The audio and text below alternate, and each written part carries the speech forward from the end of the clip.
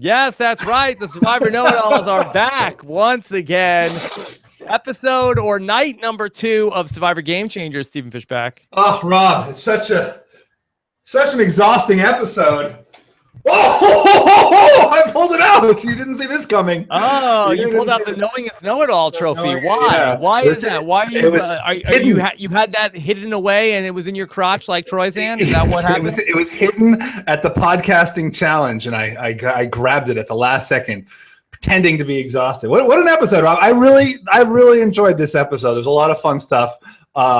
So much great stuff. Kind of an interesting tribal council, but a lot of really interesting things happening through the episode. Good. Well, great to be with you guys here tonight. Sorry we're a couple of minutes late. That it was really Stephen Fishbach was just ranting for the last couple of minutes before we came on. Now JT decides to have mercy on a goat. Now he's not going to kill the goat.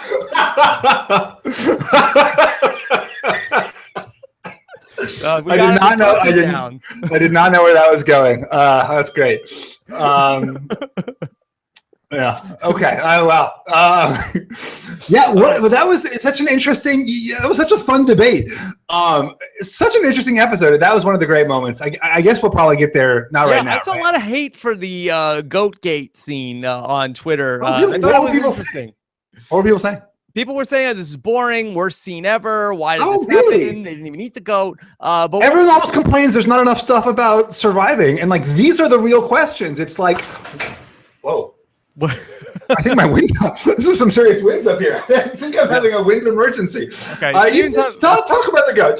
Stephen's having a wind emergency in his place. Let me tell you a little bit about what's going on here tonight. We're going to take your questions. Hashtag RHAP, Scott St. Pierre standing by.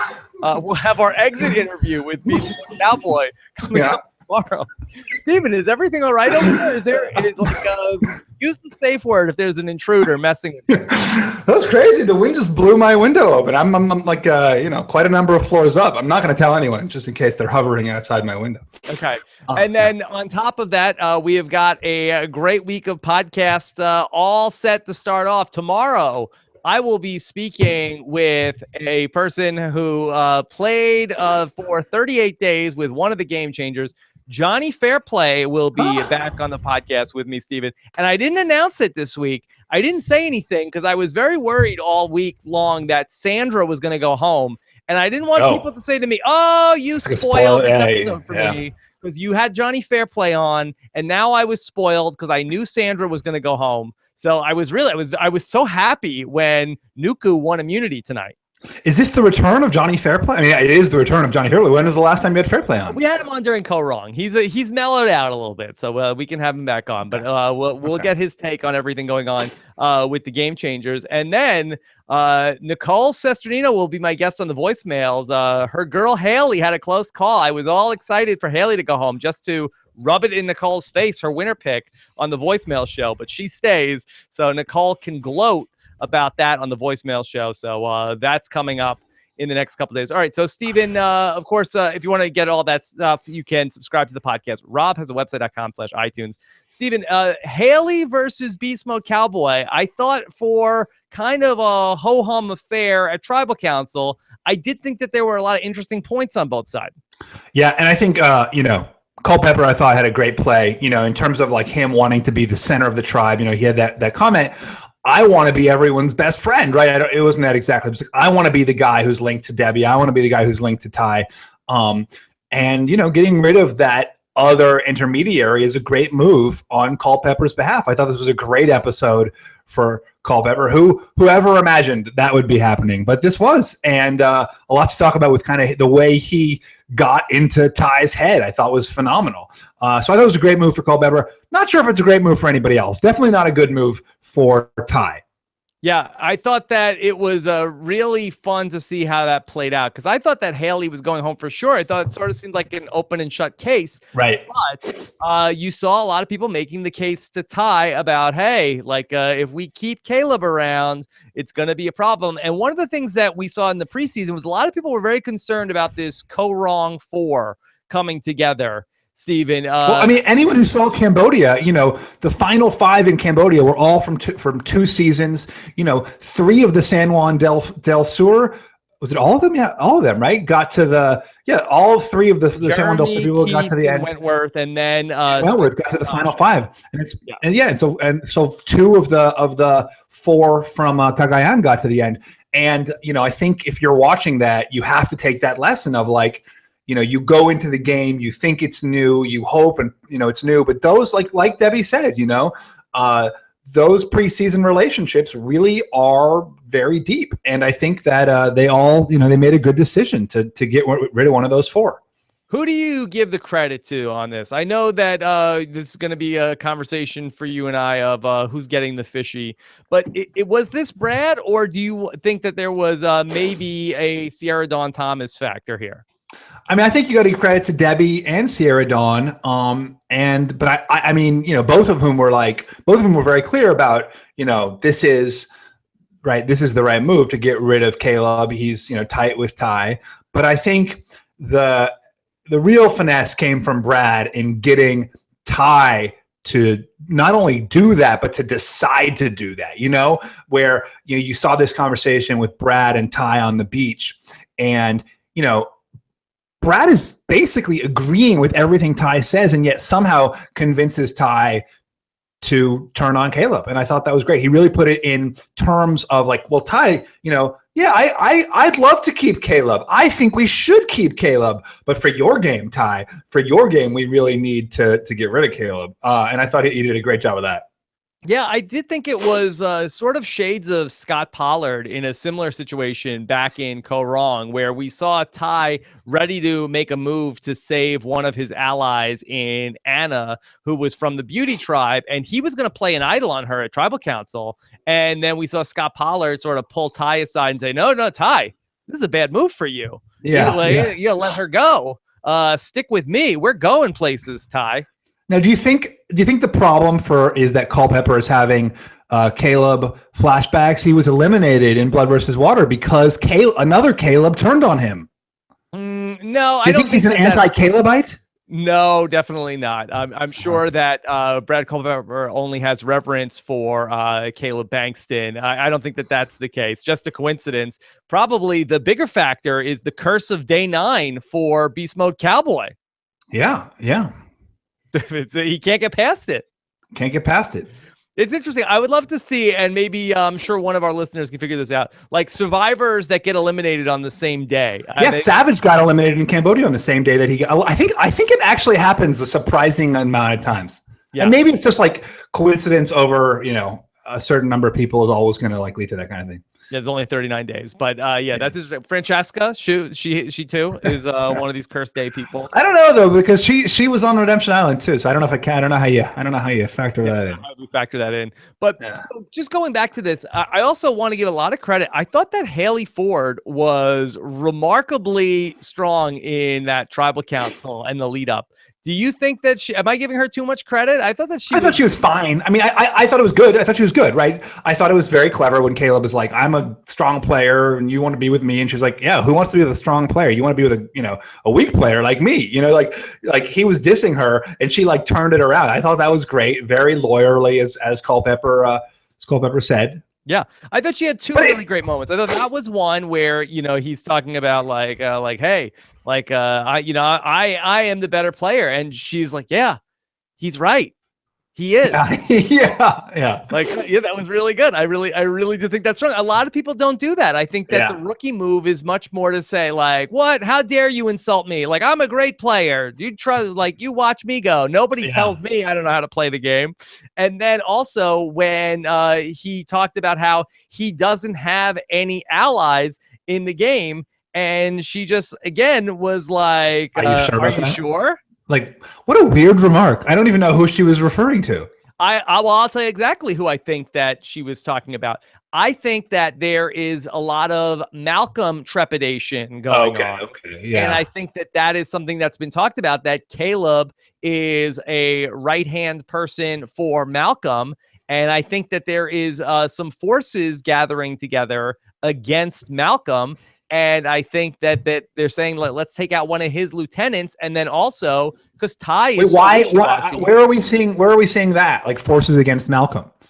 Because I think that if you're where Brad is and you're saying, okay, I'm going to build my team out of my Nuku people, who's our main adversary over on Mana? Who are you But why would looking you at over there? arbitrarily pick Malcolm? Well, I mean, who are you the most worried about over on Mana? I guess From the original starting tribe, I'm sure over those Right. first 6 days, I'm sure they're looking at that. Okay, that's Malcolm's tribe. I mean, maybe they're sort of focused on Sandra, but I think that probably that the person that you would sort of think is the face of that group, now that Tony was gone, was going to be Malcolm. I don't think that Sandra, like, you worry about her as a figurehead in any sort of way like that. And so for Brad and I think Sierra, I think they were looking at, okay, well, this is a number from Malcolm's side, and let's weaken his group going into the merge. Because it's also very possible that Ty, right? Because we saw Caleb tell Ty, hey, I'm Ty with Malcolm and whoever else he said. Jeff Varner, right. Varner, and Ty, I think, tends to pass a lot of information around. Yeah. And so by doing that, if Caleb was tight with Malcolm, then you could easily envision a scenario where now Caleb and Ty become a pair. And if Malcolm comes back into the mix at the merge, that not only picks up Caleb back, but also takes Ty, who was one of your numbers. So I do think that this ended up being a very shrewd move. And I'm very interested about the relationship because we made so much about the people in Co-Wrong that are together. Here's Sierra Dawn Thomas and Haley Ford, who just like reject outright. Oh, no, we have no relation. Yes. We did play in the same season, but it's not like them. They played in the same season together and they were friends. We played and we had nothing in common. Yeah, which is crazy. Like they were on the same beach for, as almost as long as Ty and Caleb were on the same beach. Mm-hmm. Yeah. And I think that if there really was an issue there, I think that you would have seen more of Sierra Dawn Thomas saying like, hey, let's get rid of Haley. I think that while there may not be a great friendship there is certainly a working relationship between Haley and Sierra Dawn Thomas. And I think that's the real threat of these big group seasons is less like who's super tight allies with whom and more like who just feels comfortable. And I mean, not to go back to Cambodia, but I think it's a really good example of this real phenomenon where you have Keith and Jeremy aren't allies in Cambodia, and Wentworth isn't allies with Jeremy, but like they all know each other. They're all comfortable with each other. If Jeremy's going to vote out Wentworth or Sierra, he's going to vote out Sierra. If Keith is going to, there's just that level of like sort of like operational familiarity. That's a real big edge in the game. Yeah. And if Brad is really concerned and Sierra is really concerned about this Co-Wrong group, I mean, this is a huge tribal council for that, because if you end up taking out Haley, all of a sudden you have relinquished control of that tribe to the Co-Wrong 3 over on that new Mana tribe in Debbie and Caleb and Ty. They have the controlling votes if they want to send Brad out at the next tribal council, if they so choose, or Sierra, if they so choose. Now, Brad still maintains a lot of control there between him and Sierra, and whether it's Haley, whether it's Ty, whether it's Debbie, whoever is. But I do think that the power rests with Brad and Sierra in that group.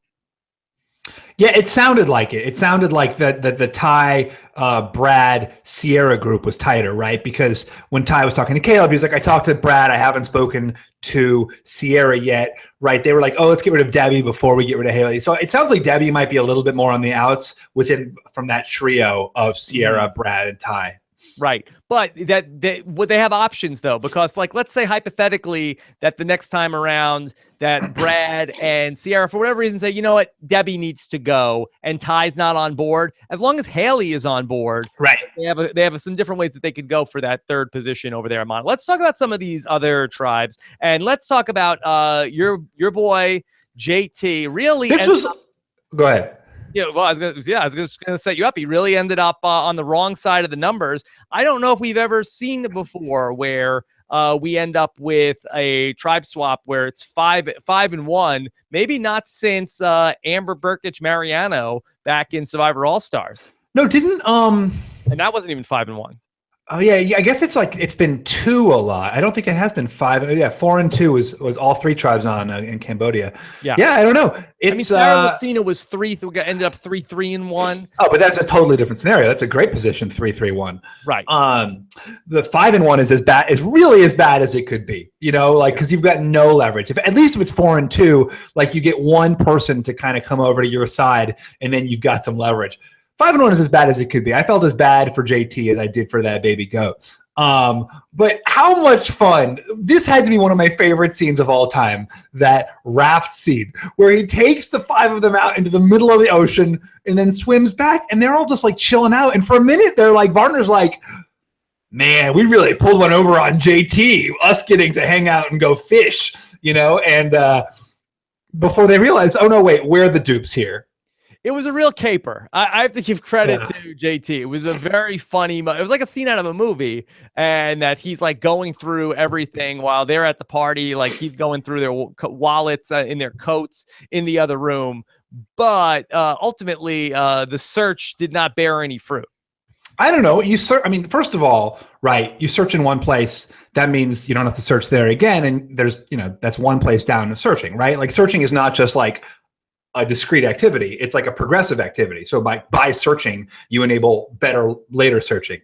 But, furthermore, just the very fact that he's had these 2 hours to go looking for an idol means that they have to worry that he has an idol. And that can give him some leverage down the line. No one can say for sure JT doesn't have an idol. We've been keeping our eyes on him this entire time. We've been tracking him through the woods. There's no way he has an idol. There's a big block of time that they can't account for. Yeah, no, that's very fair. And especially in this tribe of 6, where how are you going to split the votes here? Okay, you have 5, and then it's like, okay, let's put 3 of our votes on Aubrey. Like, oh, wait, we need her to put her vote on somebody. So it is potentially a tricky spot for those people. And we could see how that bears out, because next week we have in the preview, we're going to see 2 tribes go to tribal council, Stephen, when you and I are together live at Carolina Broadway. What great luck. What luck for us. What luck for us and everyone in the room with us. That means, more stuff to talk about. Yeah, we've never had that before, where we have 2 tribal councils to break down and know it all. So that's really perfect timing. Yeah. So excited about all of that. Let's talk about So it sounds like you're not as bullish. I don't know why I'm like waving around my glasses wipe like it's a flag.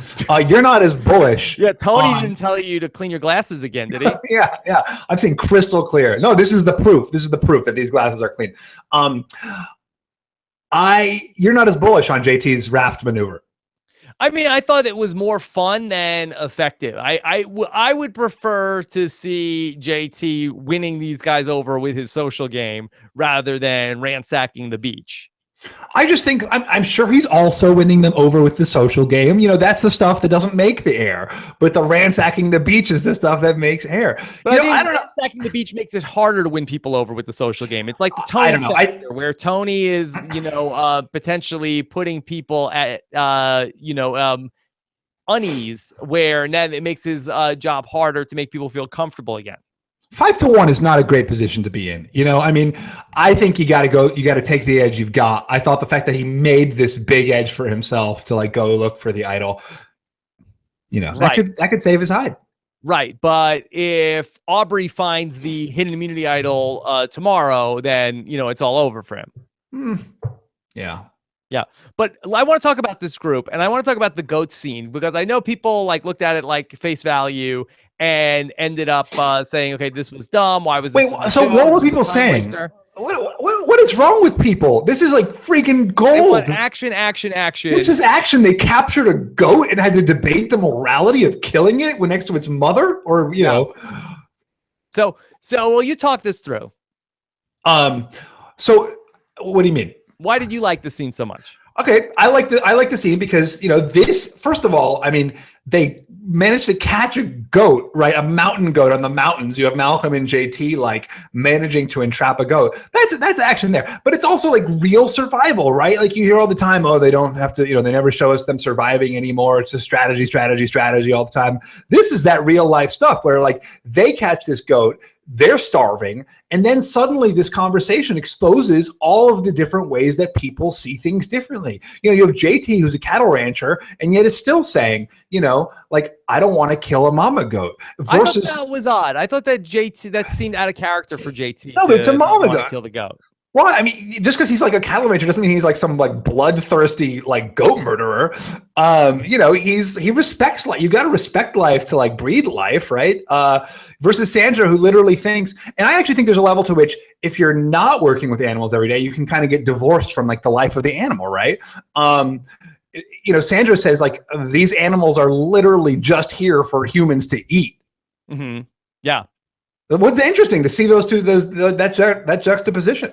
Yeah, and I do think that you can sort of squint and see sort of like the anybody but me philosophy, sort of like, of course, I need this, you know, I need the sustenance to eat. But I thought that the most intriguing part of this was that you have Jeff Varner there, who a long time ago in a completely different galaxy, or at least a continent, way back in the Kucha tribe in Survivor Australia. I almost said Australian Survivor, God forbid. But in Survivor Australia, Stephen, or the Australian Outback, he was there when one of his tribe members, who will go nameless, that person came back and killed a boar. And it was a whole big thing on the show. It was a big scene of that Mike went out and killed a boar in the tribe, and people were like, "Wow, what a survivalist!" But he got himself into a lot of trouble even then, because there were people from PETA and animal rights activists that really came after him. And I may be recalling the stories wrong, but I remember like there were times when. I want to say like that people like confronted him in public about this. And I know back from my season, Stephen, we were told that you couldn't even hurt any land dwelling animals. Do you think is it possible that production says no killing the goats? I mean, it sounded like they had a real debate about it. I mean, I can see that, you know, it didn't seem like they actually voted, right? And that there was a very strong vote in favor of eating the goats. If they all sort of were like, oh, let's like let it free, you know, I think maybe that in that case, I could see that. But I'm sure that was weighing on their minds too. Like, do I want to be the guy who kills a goat on national television? Certainly knows that there were all sorts of problems for Mike, even then when he killed the boar. Right. No, I'm sure that was like on their minds, right? And you know, which is great about Sandra too. She's like, I don't care, I want to eat. Yeah. Like whatever. It was such a great scene. It was so revelatory of like these different people, you know. I just thought it was so like, how else do you see character come out, you know, except through these like wonderful moments. And what a break for them also to not have Ty on that tribe and then have all the chickens. Seriously, can finally eat. Now, would you have eaten the goat?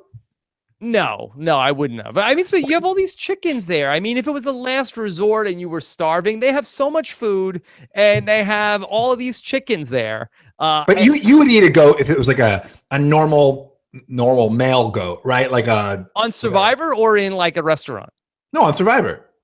No, I would not be a part of going in and killing an animal on the show. That I don't need any of that noise, Stephen. I might do it if it was like, if there was not like a mama baby situation, I'd probably be pro eating goat.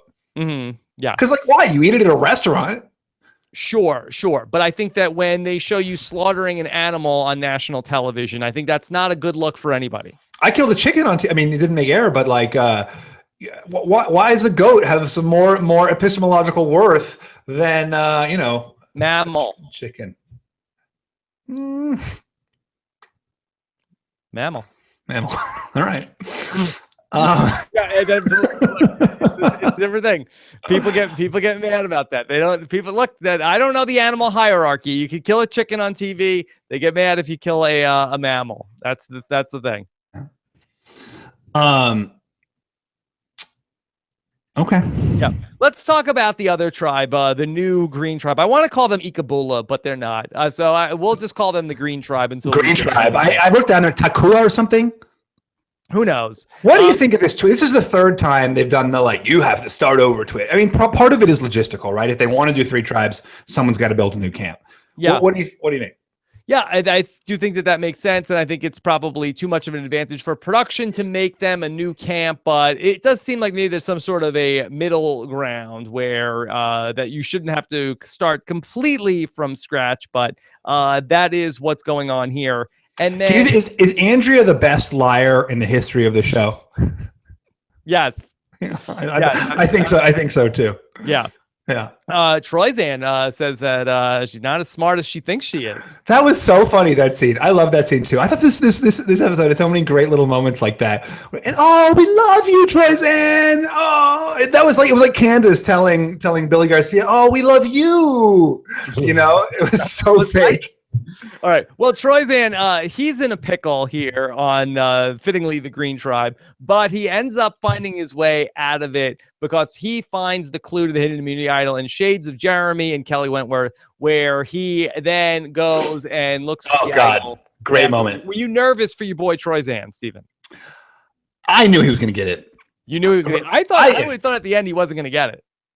It was pretty. It's a great scene. They got to do this more. Why do they just do this so infrequently? The finding the idol at the challenge scene is always so great, much better than the actual finding it at camp and like doing the dance and like, oh great, he's got the idol. But the tension of like that daring last moment when they risk the pull, it's so good.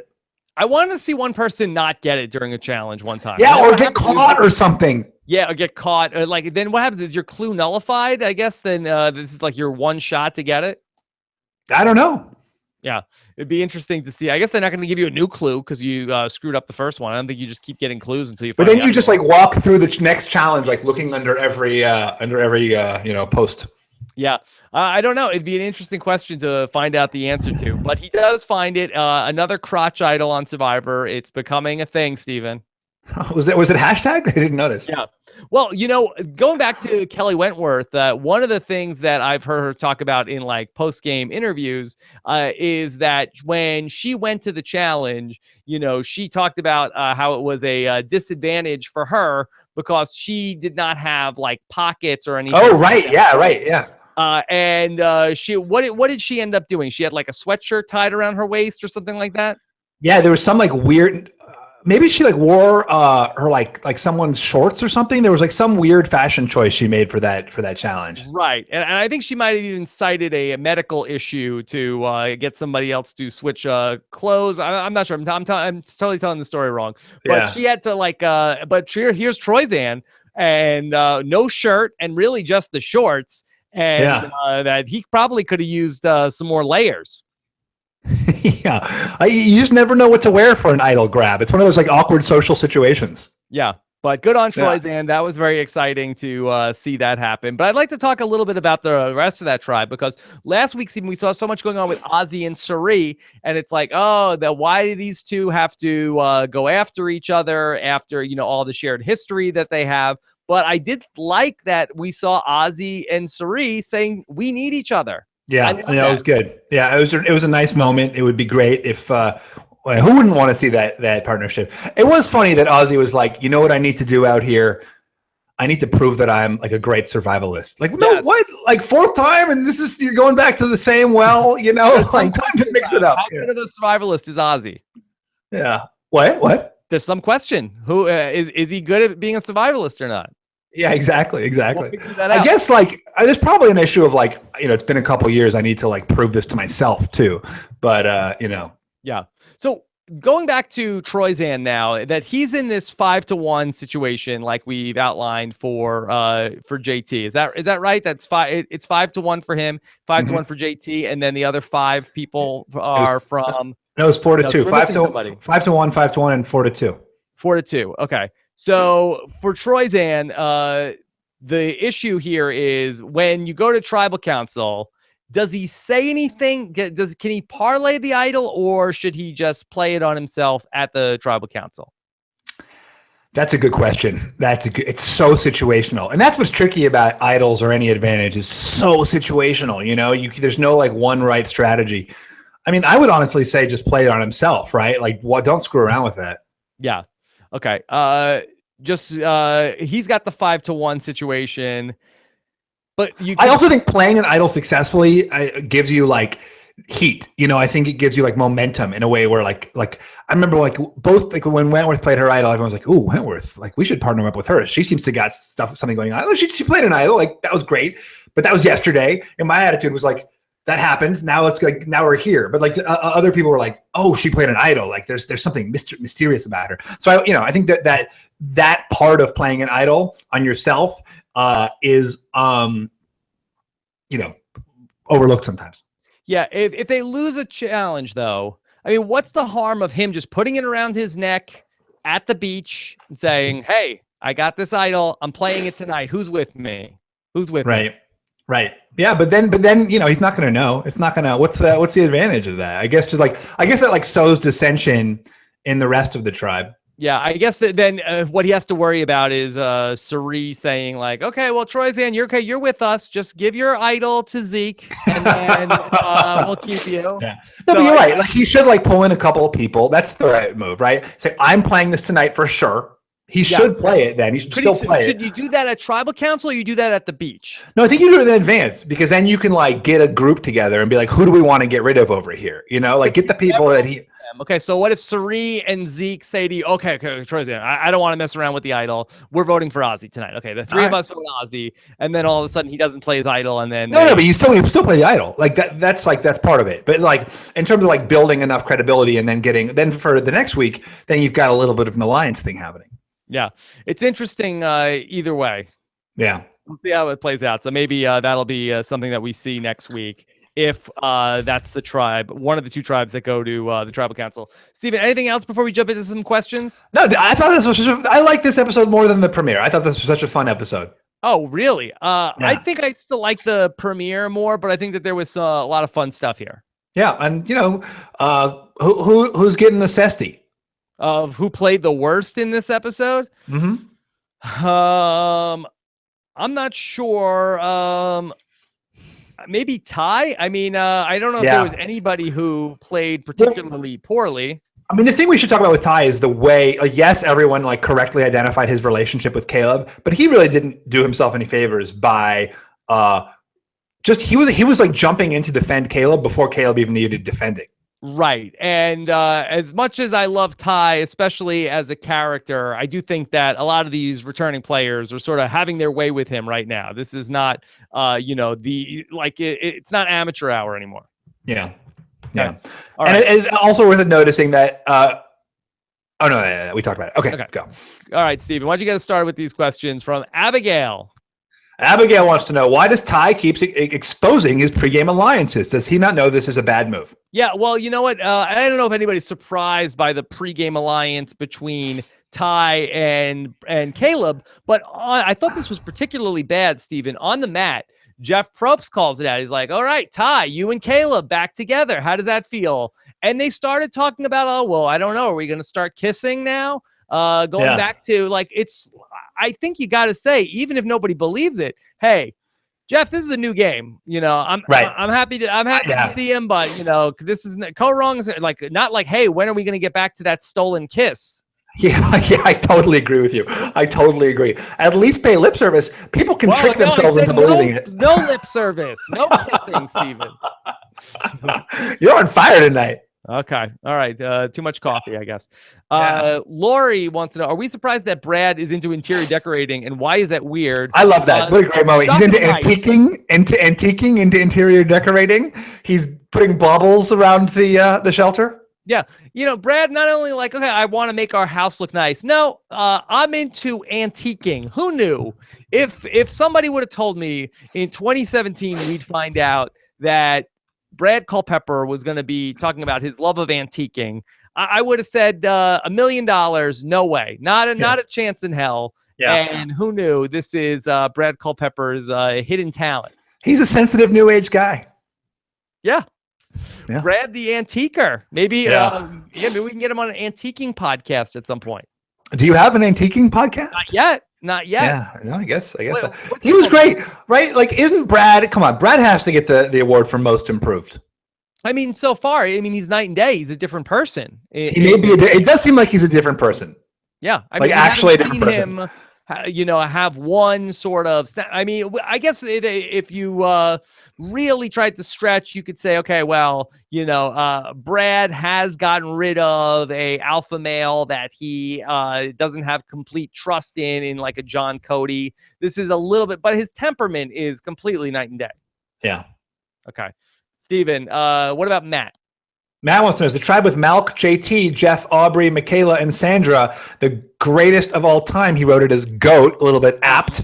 The new Mana tribe, the worst returning tribe ever. Mana is the tribe with Brad, Sierra, Caleb, Haley, Debbie, and who's the last? Oh, and Ty. It's a tribe full of the people, like, I don't want to be like who should have been come back, but it's basically a tribe full of people who were. Dalton Ross observed this to me. It's his observation.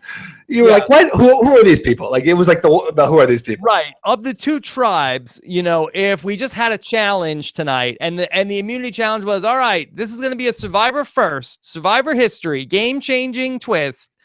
Whatever tribe loses this challenge, all 6 of you are out of the game. Oh no! Would anybody be complaining tonight, Stephen? Would Survivor fans be like going to the Survivor Facebook page? Outrage! Yeah, the worst. This is a disaster. Yeah, never watching this show again. Yeah, but it's crazy how good the Nuku tribe, Red tribe is. Yeah. With JT, Malcolm, Michaela, Sandra, Varner. What? The other 2 are really stacked. No, but I mean, that tribe in specific is like such an epic tribe. Mm-hmm, yeah. And again, greatest tribe ever. I mean, Stephen and I have talked about this. Give me the villains tribe still any day. It's hard to compare tribes of 10 versus tribes of 6. That's a strong 6-person tribe. I don't know if pound for pound, anybody, I go back to Mogo also with don't know who that is. And Hatch and Kathy. Yeah, Kathy. That's a great. I mean, even if you look at Saboga too, between Rupert, Rudy, Tina, Jerry, Ethan. Yeah, this is up there though. This has got to be up there. Yeah, you got 2 winners. 2 winners. It's a good tribe. Yeah. Okay. Hey, that new Bion wasn't so bad, right? Well, that's my personal favorite tribe. I mean, you had Spencer, Jeremy, all the greats. Wigglesworth, Kelly Wigglesworth, Monica Padilla, Kimmy Kappenberg, a great group. Yeah. Okay. Emily and Taylor wants to know. Oh, go ahead. Emily, did Debbie just say that the tribe is a dictatorship where majority rules? Isn't that a democracy? That's really funny. Yeah. That's great. Well observed, Emily. If you think that Debbie doesn't have a functioning understanding of how government works, then you have another thing coming, okay? Yeah. Maybe Haley Ford explained all the branches of government to Debbie. Sometimes, though, the majority can become like a dictatorship, the tyranny of the majority. And that's what, the Federalists really were trying to prevent. Okay. Right. Jonah Dwyer wants to know, does Caleb get voted out tonight if Ty isn't on his tribe? Seemed like Ty was an anchor for him. Well, that'd be interesting. So say it's the same exact tribe, and say Zeke is there instead of Ty. It's interesting because I think you probably are going to need his strength in the challenges. I mean, did this group? I mean, we've talked about it only in terms of alliances, but can Mono win a challenge against this group? Well, it's crazy that they went under that thing. I didn't understand that at all. What were they doing? Mm-hmm. Yeah. Did that? There must have been some rationale, but I don't know what that would have been. Why would you go instead of going immediately over? Why would you go through that thing? Yeah, I gotta watch it again and see which group was doing that part of what does Jeff call that? A grumble? I think that's a dirty word. I don't know what a gramble. A gramble. Okay. Yeah. So we'll see how that plays on the second viewing. But yeah, I mean, this is a weaker tribe to begin with, and now I mean, Brad and Ty are your 2 guys that you're going to send out to potentially do something physical, and then even in terms of the women, Debbie is I guess solid in the challenges. Sierra is not a slouch, but we've seen Haley struggling in these challenges. They were right there, and they had a big loss of time because of that, the Gramble.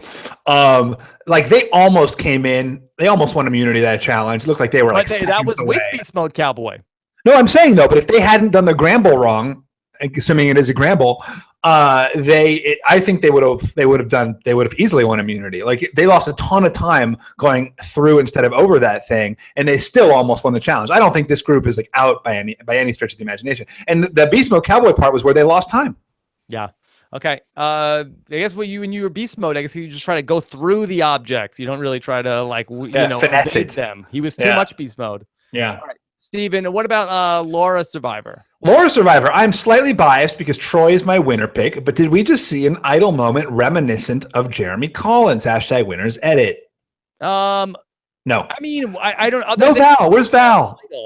I mean, I don't know necessarily what is the similarity between Troyzan and Jeremy Collins, other than they both found an idol. Yeah, there was no like heartbreaking emotional callback to his pregnant wife at home. Yeah, I mean, sure, I guess so. That Jeremy found an idol, Kelly found an idol, and Troyzan found an idol. But I think that's I think it's a stretch to say anything more than that at this point.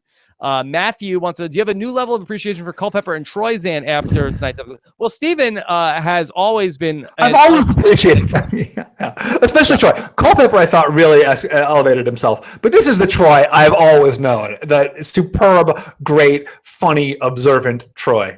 But I think that what we pride ourselves on is we're going to call it like we see it. If Brad is acting like an idiot and fighting with people, we're going to say that's bad. If he's playing smart and not losing his cool, we're going to say that's good. So Brad's doing a great job so far, and Troyzan is doing a great job so far. So why won't you say who's being dumb? Who's being dumb out of who? You're refusing to give a Cesti. I said Ty. I didn't think anybody played particularly poorly, but I think if you're. But can we talk about the rest of that tribe that was talking about how they needed to follow Troyzan around while nobody was following Troyzan around? Yeah, well, Ozzy was like, yeah, well, he's not going to be so obvious and just like go out and look for the idol. And it's funny that you have Andrea there. That's like one of Andrea's superpowers is following people around while they look for the idol. Right. That's like in her like Gordon Holmes interview. She was like, I invented the follow someone like a puppy strategy. She's a game changer. That's why. Yeah. That's what she did. But yeah, that she was like, no, I'm off today. You can't, yeah. The juxtaposition was great. The way that, like, I mean, who knows if this conversation was happening at the exact same time, but the way it was presented as them all being like, yeah, we got to follow him. And he's like literally by himself. Yeah. That's what I don't understand. Why is anyone letting JT go by himself? Why isn't someone with Troy all the time? I followed Joe around for like a puppy dog. I took Andrea's game-changing puppy dog strategy and it was like just like hanging out with Joe on the island. I didn't want to do that. Why isn't someone with Troyzan and JT at all times? Your entire game could depend upon it. Well, the Troyzan thing is pretty unforgivable. Like JT was like, okay, well, let me just go get that tool from the beach. I'll come with you, JT, to show me where the pliers are. Or no, JT swim an extra half mile to make sure JT doesn't get the yes, with your $1 million on the line. Yes, you say, okay, like you know what, JT, you hang out, I'll get the pliers. Look, you could go and go swim after JT, and then the other 4 people on the raft like, hey, why did Rob just go after JT? You think that they have an alliance? Yeah, that's true. That's very true. Yeah, you're damned if you do, damned if you don't, but don't expend all that energy and go and swim an extra mile to go. I just think it's crazy that these people are letting these people just like walk around unsupervised. 100% on the Troyzan thing. Yeah. But again, the same sort of thing. Like you follow Troyzan around, your new tribe just got together. It was like, hey, why is Rob going after Troyzan? So you take turns. Take turns. Yeah, I guess so. Swapping out. Okay. All right. Jeff Varner says, my first immunity win since October 2000. No lie. Good job. Congratulations to Jeff Varner. Is that true? I guess so. Yeah. That's hilarious. Was that a real Jeff Varner tweet? Yeah, real Jeff Varner tweet. So good job by Jeff Varner avoiding a tribal council for one. Yeah, Scott St. Pierre says, verified. Verified Jeff Varner. Survivor Central. How many All-Star seasons they have to play before people realize that non-threats like Haley are actually the biggest threats? But this is a hard one because like everyone is a threat. Who do you say is, you vote out Haley and then Caleb's around and you're like, well, isn't he obviously a threat? Like every person you're voting out could win, except there's a couple people, but like for the most part, threats versus threats. Yeah. Okay, what do you, 1 or 2 more? Amanda Fallon wants to know: was that the best move we've ever seen? When? Ty make? Where? No, this wasn't great. Voting against Caleb? Yeah, not a great move for Ty. I mean, voting against him was right because if the rest of the tribe is voting him out, but not great for Ty to lose his best ally. Yeah, no, it was a good move for Ty to get on board and, not fight City Hall. But I thought that he did expose his hand there. Again, it wasn't a disaster for Ty, but if he really wanted to save Caleb, he definitely went about it the wrong way. Yeah. Okay, let's do one more question with Steven here tonight. Fine in Williams. Do you think Aubrey's swaying Ty is less impressive in co-wrong now that we've seen anyone can sway Ty? That's not fair. Wasn't there that thing though? Like the last person who talks to Ty is the one. Was that Ty or was that somebody else? I feel like there was like a thing where like whoever talks to Ty last is like the one. That definitely was a thing from Survivor co-wrong, and so but you like. He's always, even if that's what it is, like everybody gets a chance to talk to him. So there is a sort of skill in being that person. So I reject that. Don't take that away from. Well, don't take that away from Brad either. Don't be like, well, Brad, both of them. Good on both of them. Good on everybody. We all get a cookie. Yes, that's right. Participation trophy for everybody, Steven? I think so. All right. So where'd you give the fishy to Brad? Fishy to Brad. I thought about also giving JT a fishy, but I thought I can't. I just gave, I can't be that. Can't just give fishies away. People take these rewards incredibly seriously, as they should. Nepotism. As they should, yeah. Okay. All right. So fishy for Brad Culpepper, probably his first, I would think, right? Actually, I thought it was too, but no. I looked back into the chart and I gave him a fishy in Blood versus Water that he shared with Monica. Yeah, I think it was the episode he went home to. No. Yeah, I think it was the episode he went home to. What a tease for Brad also to put him for burning the idol clue. Oh, sorry. What a tease for Brad to put him on the Mana tribe that he has to always say the first half of his beloved Monica's name. Yeah, but Mana can. Mana can do it. Mana can. Yeah. Monica and do it.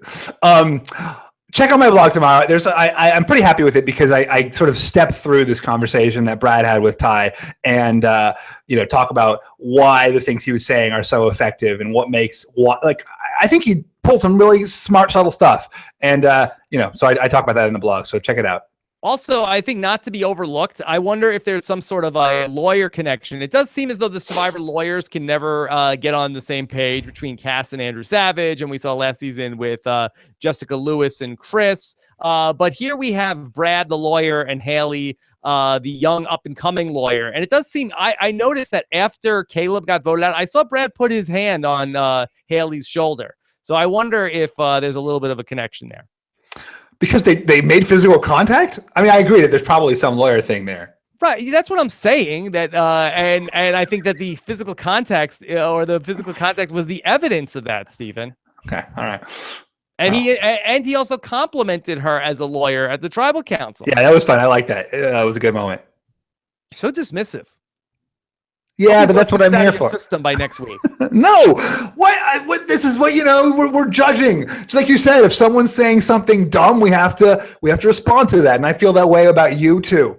Okay, thank you very much. All right, so follow Stephen on Twitter. He's at Stephen Fishbach. Of course, jam-packed week coming up once again. We will talk with Johnny Fairplay on Thursday. So get your questions in. You can also email us, survivor@robhasawebsite.com, if you have some more long-form questions. And get your voicemails in for Nicole, robhasawebsite.com/voicemail or 323-282-RHAP, and then we'll have a wiggle room. I'll talk to David Bloomberg about why Caleb lost. And I'll have an exit interview with Beast Mode Cowboy coming up on Thursday before I head to New York. Live know-it-alls!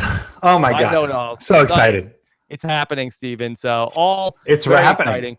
Make sure you subscribe to the podcast. Go to robhasawebsite.com/iTunes. And we really do appreciate, especially Steven. He gets very excited when you leave us feedback and star ratings. Oh, I love the star ratings. I do really like the star ratings. Yes, a fishy for every star rating. And it helps more and more people find the podcast when you do that. So we greatly appreciate it. robhasawebsite.com/iTunes. Steven, anything else tonight? This was a good one. I love this episode. Okay. Thanks so much to Scott St. Pierre behind the scenes. And Stephen, looking forward to seeing you in person next week for a double Tribal Council episode. Oh, my God. Oh, my God. Very exciting. Take care, everybody. Have a good one. Bye.